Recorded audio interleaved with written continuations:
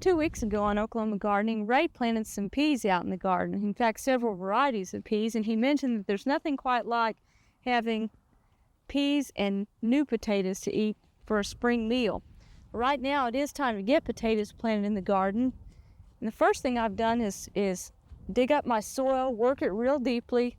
I've made some furrows, and right now I'm adding a complete fertilizer. You can use 10-20-10 or 10-10-10, anything that has plenty of phosphorus and potassium in it. And you want to get it in there ahead of time because those two nutrients are not mobile in the soil, and you need to place them where they'll be needed so the potatoes will have them for use as they begin to grow. Just add a little bit more back here. We have 3 potato varieties that we're planting today.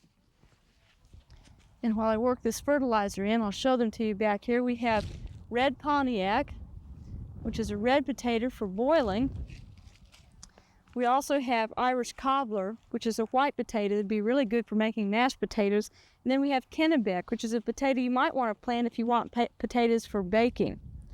Now, I've already cut up the seed pieces ahead of time to let them heal over. I'll just drop those down in. And when you're cutting up seed pieces, you want them to, some people say, make them the size of a hen's egg. The important thing to remember is for them to have at least 2 eyes. And these are the buds that'll send out sprouts for the potatoes to grow. And so don't skimp on those because you want to have good-sized plants in the garden. On the Kennebec, some of my seed potatoes were small, and they were too small really to cut up into pieces. But I have nicked one corner of them or one end of them so that will stimulate sprouting because there's a dormancy there that needs to be broken. I have one here that I cut into earlier that I found a bad spot in. And one thing I really want to emphasize is that as you do cut up potatoes, make sure that you allow at least a day or two for that cut surface to heal over. We call that suberizing. And what that does is prevents rot from getting in there. You get a nice waxy coating healing over there. If you put a cut in down in moist soil, it could rot. So have a little patience. If you rush out and buy potatoes today, cut them up, but don't plant them till tomorrow or the next day, or even a couple more days later. Just get these Irish cobblers in, and then I'll close up the hole. One thing to remember on potatoes is make sure you give them plenty of room. We've learned a hard lesson in these raised beds. In the past, we've thought we could crowd them a little bit, and really we haven't gotten the harvest that we wanted. And so we're just planting single rows this year and giving them plenty of room in the garden. To remember, you need to allow for hilling them up as well.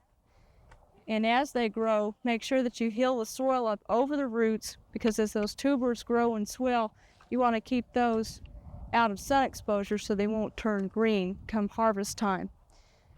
Well, hopefully, in a couple of months, we'll be enjoying at least some new potatoes from these with our peas. You have a good meal to look forward to. We hope you've enjoyed this classic from the Oklahoma Gardening Vault.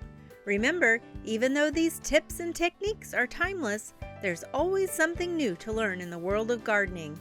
By subscribing to both Oklahoma Gardening and OK Gardening Classics, you'll have access to a wealth of gardening knowledge, both classic and contemporary.